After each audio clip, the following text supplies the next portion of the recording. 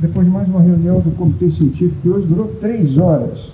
O Comitê Científico da Prefeitura do Rio de Janeiro é formado pelos diretores dos hospitais, pelos secretários e seus subsecretários, e também por membros da Academia Brasileira de Medicina, pessoal da CREMERG, que debateram hoje sobre as novas medidas que retornam a cidade aos poucos ao convívio. E para falar disso, que foi debatido lá, e também para mostrar as curvas que nós estamos monitorando a cada dia, verificar nível de contágio na nossa cidade e risco das pessoas, eu vou chamar para o microfone o Dr. Flávio Graça.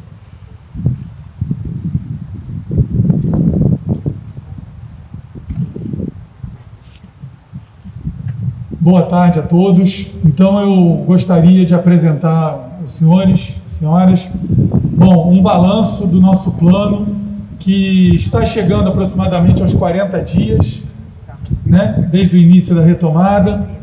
E eu queria então passar para o próximo slide, por favor. Então a gente vai falar um pouquinho sobre a situação das fases, os indicadores primários, a circulação de pessoas, aglomeração, transporte, demanda de tráfego e comparativo dos indicadores. Então, próximo slide, por favor. Então, aqui a gente pode observar, como os senhores sabem bem, nós estamos terminando a fase 3A e passando hoje para a fase 3B. Né? Por precaução, nós subdividimos a fase 3, que tinha um impacto significativo, em 2 subfases. E nós observamos que aqui, em preto, são atividades que estavam bastante restritas, né, totalmente, praticamente fechadas, e em cinza escuro, algumas atividades que já funcionavam com bastantes restrições. E aí, isso durante a quarentena. A partir da primeira fase, nós já tivemos a flexibilização de algumas atividades e nós podemos, observando de uma maneira panorâmica, entender que nós já ultrapassamos mais de 30%, 40% das atividades econômicas nessa retomada. Bom, e aí nós observamos os nossos indicadores de saúde. Eu queria chamar os senhores para essa avaliação de cada indicador durante as fases. Então nós temos o indicador 1, que é o percentual de ocupação de leitos UTI na rede SUS, metro 1, ou seja, a gente compreende o atendimento à região metropolitana e à Baixada, e nós verificamos que na quarentena esse indicador estava com 92% de ocupação dos leitos, aproximadamente.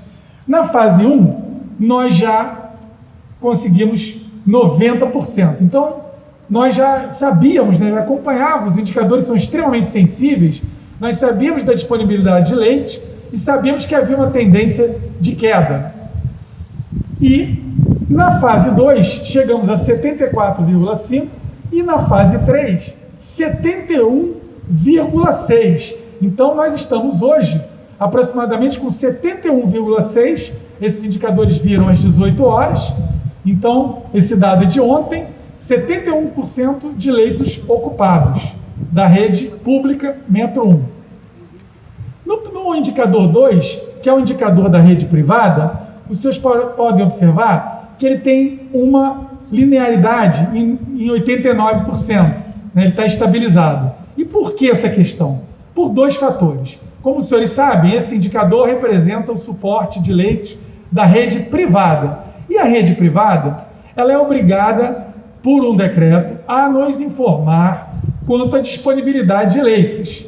Só que esse decreto teve um prazo, obviamente, para eles se adequarem, e ainda estão chegando uma série de documentos para que a gente possa estar aprimorando esse dado. Esse é um ponto. A outra questão é que a rede privada, ela tem uma grande velocidade, capacidade de desmobilizar e mobilizar os leitos de acordo com a necessidade. E nós vimos em vários vídeos de alguns hospitais, né, que estavam desmobilizando alas, porque eles estão utilizando para outras doenças, já que a entrada de pacientes com a Covid diminuiu significativamente. E caso eles já alertaram, já avisaram, que caso tenha uma outra onda, uma outra demanda, eles vão rapidamente montar e mobilizar as linhas de atendimento especializado.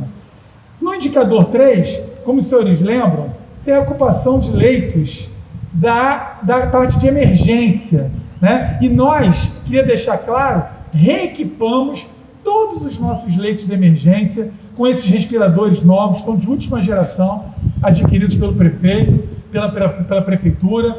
E no caso, nós temos também monitores, desfibriladores, está toda nova, toda equipada essa rede de emergência das UPAs e também das salas vermelhas. Então isso acompanha o indicador 1.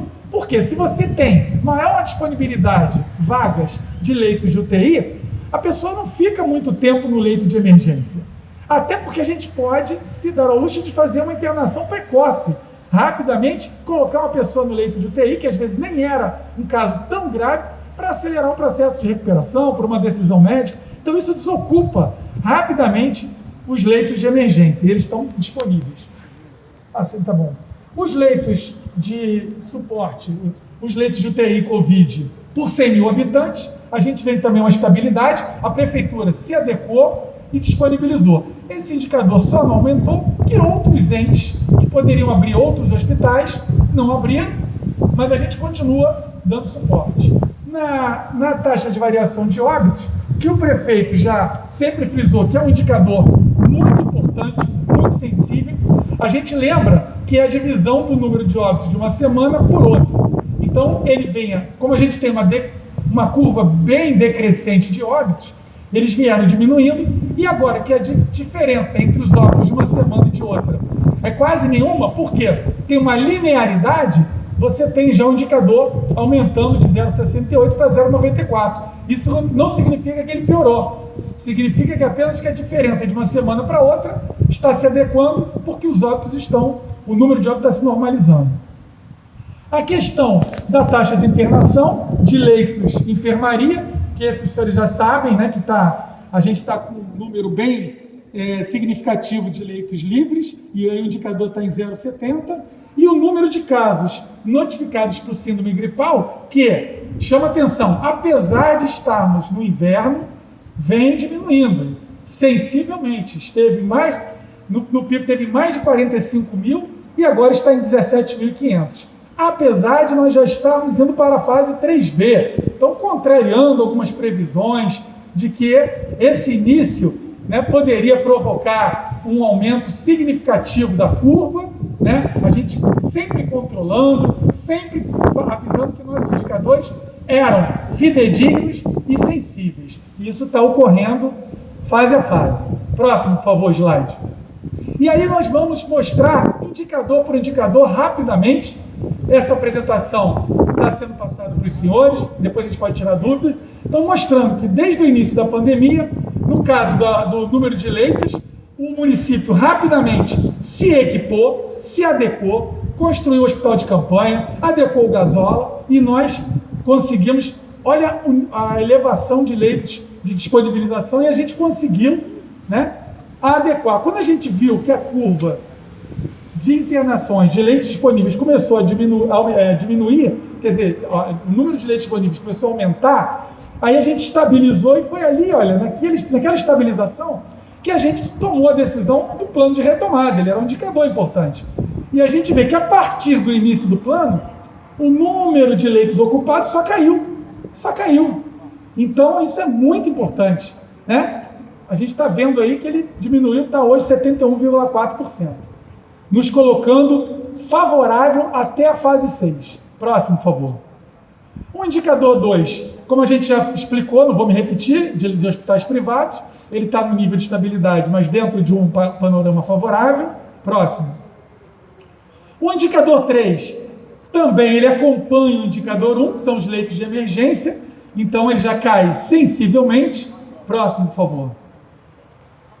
O indicador 4, como nós falamos, olha só, isso aí mostra um trabalho importante da prefeitura, porque esse aqui mostra a disponibilidade de leitos por por 100 mil habitantes. Então, olha como é que a prefeitura se equipou, se adequou, a curva foi crescente, né? E ela depois, quando estabilizou essa oferta de leitos, é que houve a decisão responsável de iniciar o plano de retomada. Próximo. Bom, o indicador 5, também, que é a variação de óbitos, como o prefeito sempre falou, sempre afirmou, que esses óbitos vinham diminuindo sensivelmente. Nós tivemos alguns picos aqui, no caso, esses picos estão sendo mostrados, que nós estamos mostrando a taxa dia a dia, né? Diferente daquela média móvel. Então mostra como ocorrem variações. Por isso que a gente usa a média móvel, para evitar que um pico desse cause uma interpretação equivocada. E aí a gente consegue avaliar a linha de tendência. E vocês veem que a gente só iniciou o plano de retomada quando houve uma estabilidade linear lá embaixo do número de óbitos. Então a gente vê que o número de óbitos vem caindo, caiu sensivelmente e agora está numa média histórica normal, como o prefeito já falou. Próximo, por favor. O indicador 6, que não precisa nem comentários, né, que é o número de leitos de enfermaria disponíveis, que a gente está com um número bastante significativo. Próximo. E o indicador 7, que mostra a síndrome gripal, e olha lá, ela ultrapassou 45 mil, né? E ela tem esses degraus justamente porque a gente mede o número de casos durante 15 dias, justamente para evitar qualquer variação que desse uma interpretação errada. Então, cada 15 dias é um platôzinho daquele que vocês veem que vai caindo em forma de escada e continua caindo, apesar da gente estar no inverno, né? Isso é importante falar. Próximo.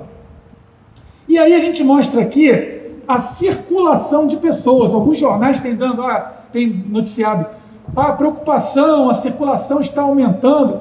Tudo isso está dentro do planejamento da prefeitura. Nada fugiu à nossa capacidade de planejamento. Nós temos uma equipe de planejamento da Casa Civil que, inclusive, monitora esses dados, trabalha diretamente ligada com a Secretaria de Saúde. E nós verificamos que, na quarentena, nós tínhamos 21% de circulação de pessoas em relação, vamos dizer assim, à média normal. Depois, na fase 2, 32%. Na fase 1, na fase 2, 49%. E agora, na fase 3A, 54%. Então, é um retorno gradativo e que vocês estão vendo que não está influenciando tanto na questão da contaminação. Vamos lá, próximo. E aí nós mostramos na questão de denúncias por aglomeração. Quando nós estávamos na quarentena, obviamente, qualquer incidente era digno de denúncia, era fato. Então, nós tínhamos 12.328 chamados no Disque Aglomeração. E a partir das mudanças de fase, a necessidade de denunciar uma aglomeração e tudo por parte da população foi diminuindo e hoje nós estamos com 2.044 chamados do Disque Aglomeração. Lembrando que Campo Grande, disparado ali em primeiro lugar, no Disque Aglomeração, número de chamados, e Realengo em segundo lugar. E são dois bairros que estão sendo monitorados pelos nossos exames, pelos testes rápidos. Nós já fizemos a primeira fase que apresentamos para os senhores e agora hoje estamos na segunda fase. Em breve traremos os dados da evolução nesses bairros também. Próximo, por favor. Aqui a questão do transporte público, sempre comparado com a semana anterior da quarentena. Então, na quarentena, nós tínhamos 29% da utilização do transporte público. Já na fase 1, ônibus aumentou para 39%, depois 42%, depois 51%. E o sistema BRT, barcas, metrô e ônibus aumentou 32%, 33%, 39% da utilização em relação ao período antes da quarentena. Próximo. Aqui também, demanda de tráfego. O laranja mede o fluxo nos pedágios, e aí entra Transolímpica, Lanza, Via Rio, e o trânsito pelo Waze. Nós temos uma integração com o Waze que mede o número de engarrafamentos. Então, há uma subida. Ali, inclusive, a gente vê um pico na primeira fase, no dia 28. Houve, talvez, uma demanda, a população foi para a rua, estava muito tempo em quarentena, migrou um pouco para a rua. A prefeitura controlou, fez as ações de fiscalização e aquilo normalizou, foi para a fase 2 e agora na fase 3, natural, com o número de atividades abertas, foi para 37% de engarrafamentos. O Waze mede o número de engarrafamentos. Próximo. E aqui a gente compara o indicador 1, que é o número de leitos UTI Covid, e o indicador 3, que é o número de leitos de emergência, que foram subindo durante a pandemia, se estabilizaram. Depois de um tempo, nós tivemos a questão do início do plano de retomada, e daí em diante eles só ficaram favoráveis, e como eu falei, um acompanha o outro. E a gente vê que à medida que eles foram diminuindo, embaixo a gente vê que a circulação de pessoas o uso do transporte foi aumentando. Então, esse aumento não foi capaz de, vamos dizer assim, estressar os nossos indicadores, o nosso sistema de saúde. Próximo.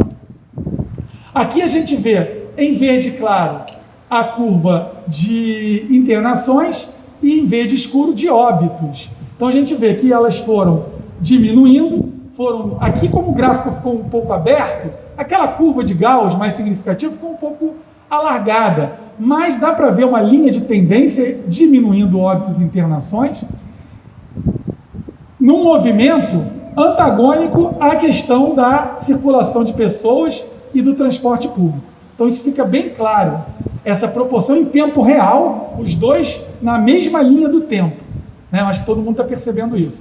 Próximo. Então é isso. O importante que a gente tinha para passar aqui é que o plano está sendo monitorado dia após dia, com muita responsabilidade, e aquelas notícias que nós tínhamos, previsões de que o início do plano já poderia causar uma movimentação acentuada na curva, não aconteceu para nós ainda, mas estaremos sempre responsáveis, monitorando. Obrigado. Eu gostaria de chamar aqui a nossa doutora Márcia Rolim, para ela falar sobre o que abre e o que não abre nessa fase 3B que começa agora.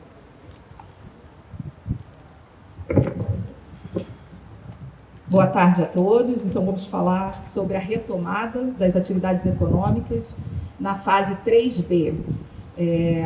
Lanchonetes, bares e restaurantes, mantemos a ocupação de 50% em ambientes fechados, mantendo o distanciamento de 2 metros e vedado o funcionamento após as 23 horas, ou seja, não teve alteração dessas atividades econômicas. Estamos mantendo o que foi pactuado com o Conselho Científico na fase 3A. Em relação ao comércio, é importante falarmos aqui que as lojas de rua também mantêm o horário de funcionamento de 11 às 5 da tarde, com 1/3 da sua capacidade nos ambientes fechados, é lógico, dentro das lojas. Só os shoppings nós podemos abrir agora, né? Eles continuam abrindo a partir de meio-dia, porém o fechamento às 10 horas da noite. Então, em vez de 8 horas, agora eles vão até às 10 horas da noite. Essa é a diferença. Continua com a restrição de limitação de pessoas também, 1/3 da capacidade, o distanciamento, o uso obrigatório da máscara e também a capacidade do estacionamento de 1/3. A praça de alimentação deve respeitar também todas as regras do segmento de alimentação. Ambulantes abertos, os legalizados, e exceto ambulantes fixos e os itinerantes de praia. Então, ainda não temos a permissão dessas atividades nas praias, nas areias.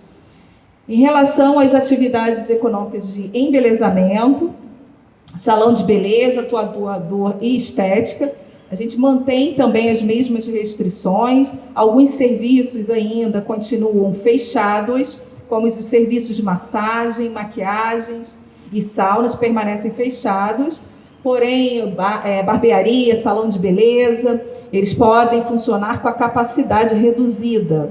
Serviço de depilação e tatuagem também mantendo da fase 3A abertos. Academias também, sem modificação, mantemos a fase 3A, a capacidade 6 metros quadrados por pessoa.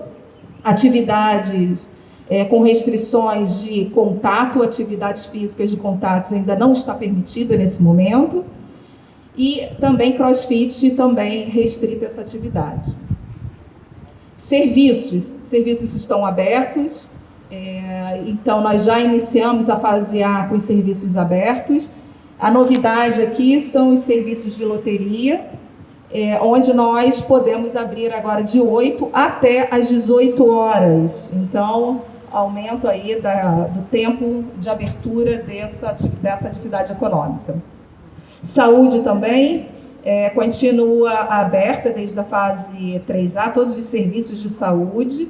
Lembrando que a restrição mantém ainda nas instituições de longa permanência, comunidades terapêuticas e unidades de reinserção social. Então, restrição de visitas em asilos e comunidades terapêuticas. Na parte de educação, creches e escolas particulares e municipais, todas se mantêm fechadas nesse momento, e a discussão ainda, o prefeito ainda continua, né, tentando essa conciliação, essa retomada dessa atividade de forma segura e também de uma forma autorizada por todos. E a abertura dos refeitórios dos colégios municipais. Cultura. A cultura, o que nós mudamos aqui da fase 3A é a abertura das feiras de artes e artesanatos. Então, a partir desse momento, essa atividade econômica ela pode funcionar a partir de amanhã. Esporte e lazer, mantemos, né, os treinos esportivos estão abertos, sem público, então, e vedado ainda o uso de sauna, de banheiras de hidromassagens. As competições esportivas não poderão abrir com público, então elas podem ocorrer com os portões fechados. E a partir de agora, clubes, associações, hipódromos, quadras de aluguel, eles podem abrir, né? Vedado ainda com a restrição de vedação dos esportes de contato. E continuam fechadas as escolinhas de treinamento e também os eventos em espaços fechados. Ambientes abertos. A partir de amanhã, né, as praças e os parques estão abertos, com a restrição de aglomeração de pessoas. As praias permitidas apenas para as práticas de atividades esportivas individuais, então as praias continuam fechadas. As vilas olímpicas abertas, vedados esportes de contato, e as vias públicas abertas a partir de amanhã para o funcionamento das áreas de lazer. E aulas de voo livre, elas estão autorizadas. Construção mantém da fase 3A, autorizadas as reformas e as atividades de construção. E o turismo, hotéis e hostel estão abertos, com a restrição ainda dos pontos turísticos se mantém todos fechados ainda, tá? Na fase 3B. Era isso que eu tinha para apresentar, estou aqui para qualquer dúvida. Quero agradecer muito a vocês a paciência, pedir à população do Rio de Janeiro que, por favor, use a máscara, evite aglomerações e use também o álcool gel.